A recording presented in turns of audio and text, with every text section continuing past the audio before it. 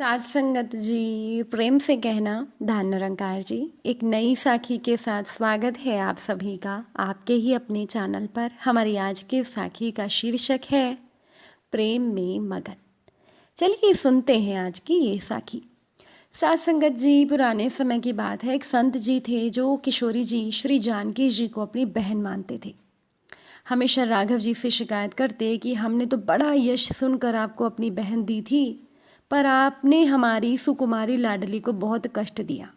हमने तो लाडली को धरती पर पांव भी नहीं रखने दिए और आपने उन्हें वन की पथरीली कांटों वाली ज़मीन पर चला दिया। हमने धूप की किरण भी उन पर नहीं पड़ने दी और आपने उनसे अग्नि परीक्षा करवा दी। इतने पर भी आपको संतोष नहीं हुआ, आपने हमारी बहन को आश्रम भेज दिया। हमने तो अपनी समझ से अपनी बहन को अच्छे घर में ब्याहा था, पर साथ संगत जी, संतों के भाव उन्हीं के ही होते हैं।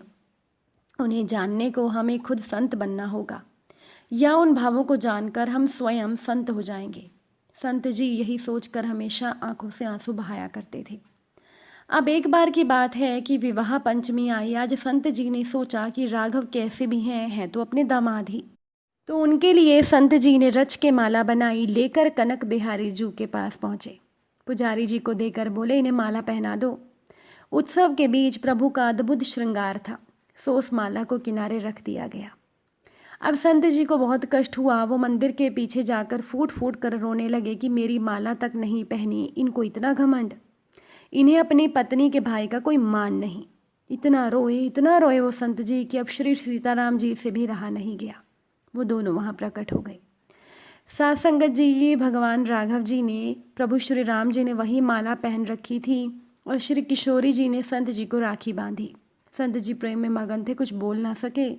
आज उन्हें जीवन का फल मिल चुका था। श्री सीताराम जी में ही वो फिर लीन हो गए।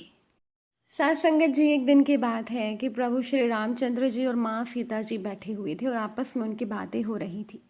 हनुमान जी की चर्चा छिड़ी तो श्री राम जी ने कहा कि हनुमान मेरा बड़ा भगत है। सीता जी बोली, अरे वहाँ आपने क्या ये कैसे जाना, वो तो मेरा भगत है। श्री राम जी ने कहा, आपको अभी क्या मालूम, मुझसे बढ़कर वो किसी को मानता नहीं है।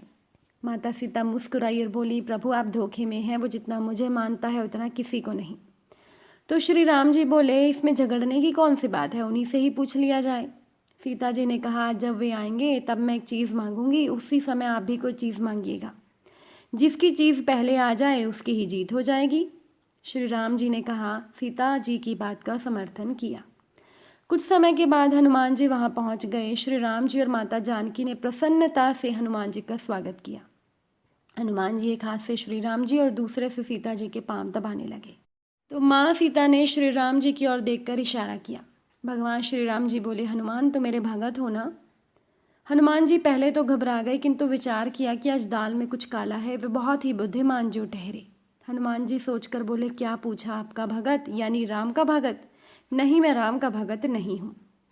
तो माँ सीता ने समझा कि मेरी तो जीत हो गई, मेरी विजय हो गई, हनुमान मेरा भगत है। उन्होंने हंसते हुए श्री राम जी की ओर देखा। श्री राम जी शर्मा कर अपना पैर हटा लेते हैं। हनुमान जी ने उनका पैर छोड़ दिया। तब सीता जी ने पूछा, तुम तो मेरे भगत हो हनुमान? हनुमान जी ने कहा, आपका भगत? मैं सीता का भगत नहीं हूँ। सीता जी आश्चर्य में डूब गई। राम जी हंसने लगे। सीता जी ने भी अपना पैर हटा लिया। हनुमान जी ने उनका भी पैर छोड़ दिया और खड़े हो गए।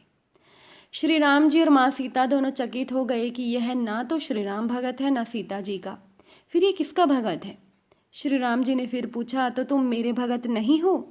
हनुमान जी ने, सीता जी ने भी पूछा कि मेरे भी भगत नहीं हो? इस बार भी हनुमान जी ने ऊहू ही कह दिया। श्री राम जी ने फिर पूछा, तो हनुमान तुम फिर किसके भगत हो? इतनी सेवा किस लिए करते हो? यदि तुम किसी और के भगत हो तो तुम तो फिर उसके साथ विश्वासघात कर रहे हो। उसकी सेवा ना करके तुम हमारी सेवा करते हो। तुम ही ठीक ठीक बतला दो कि तुम किसके भगत हो। हनुमान जी ने हंसकर कहा, ना मैं श्री राम का और ना ही श्री सीता का भगत हूँ, बल्कि मैं तो सिर्फ सीताराम का ही भगत हूँ। इस उत्तर को सुनकर दोनों ही अत्यंत प्रसन्न हुए। श्री राम जी बोले, हनुमान तुम में जितना बल है उतनी ही बुद्धि भी है, किंतु आज बुद्धि नहीं चलेगी, हमें तो आज फैसला ही करना है। तब सीता जी बोली, हनुमान मुझे बहुत प्यास लगी है, जरा जल ले आओ। हनुमान जी बोले, अभी लाया माता। इतने में ही श्री राम जी बोल उठे, हनुमान बड़ी गर्मी है, जल्दी से मेरे ऊपर पंखा करो, नहीं तो मैं गर्मी से बेहोश हो जाऊंगा। इतना सुनते ही हनुमान जी ठिठक गए कि आज मेरी परीक्षा है, मैं किसकी आज्ञा का पालन करूं। और उन्होंने कहा, प्रभु माता के लिए जल ले आऊं, फिर आपके लिए पंखा लाकर हवा करूंगा। भगवान कह रहे हैं, बड़ा ही व्याकुल हूं मैं, जल्दी हवा करो। उधर माता सीता के प्यास के मारे होठ सूखे जा रहे हैं, ये क्या लीला है। आखिर वो सब लीला समझ गए और मुस्कुराने लगे। कुछ देर में हनुमान जी बड़े जोर से बोले, श्री सीताराम जी की जय। यह कहकर वहां खड़े खड़े ही अपनी दोनों भुजाएं बढ़ाने लगे। तुरंत ही एक हाथ में जल का गिलास और दूसरे हाथ में पंखा आ गया। श्री राम जी को वो पंखा जलने लगे और दूसरा हाथ श्री सीता जी की ओर बढ़ा दिया जिसमें जल का गिलास था। सीताराम जी बड़े प्रसन्न हुए। हनुमान जी का प्रेम देखकर दोनों मगन हो गए। माँ सीता ने कहा, बेटा तुम अजर अमर रहो। हनुमान जी ने मस्तक झुका लिया। भगवान ने नेत्र खोलकर हनुमान जी को हृदय से लगा लिया। हनुमान जी फिर एक हाथ से श्री राम जी के और दूसरे हाथ से श्री सीता जी के चरणों को दबाने लगे।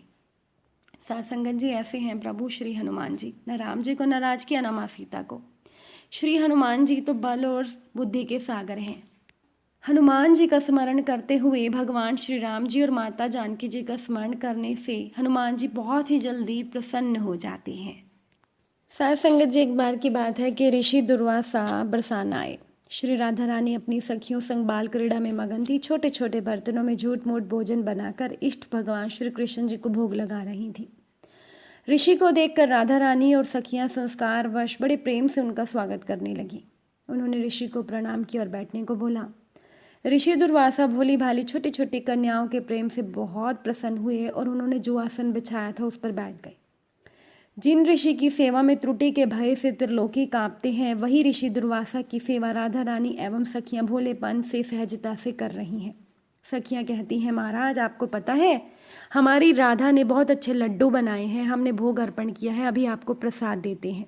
ये कहकर सखियां लड्डू प्रसाद ले आती हैं।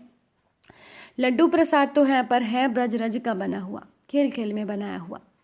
तो ऋषि दुर्वासा उनके भोलेपन से अभिभूत हो जाते हैं। हंसकर कहते हैं, लाली प्रसाद पालू, क्या ये तुमने बनाया है। सारी सखियां बोलती हैं, हाँ हाँ ऋषिवर, ये राधा ने बनाया है, आज तक ऐसा लड्डू आपने खाया नहीं होगा। मुंह में डालते ही परम चकित शब्द रहित हो जाती हैं। एक तो ब्रजरज का स्वाद, दूसरा श्री राधा जी के हाथ का स्पर्श लड्डू। ऋषि की आंखों में आंसू आ जाते हैं। वो प्रसन्न होकर राधा रानी को बुलाती हैं। बड़े प्रेम से उन्हें आशीर्वाद देते हैं कि बेटी आज से तुम अमृत हस्ता हुई।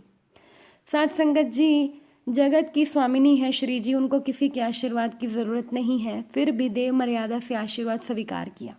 दुर्वासा ऋषि बोले, राधा रानी आप जो भी बनाएंगे वो अमृत से भी अधिक स्वादिष्ट हो जाएगा।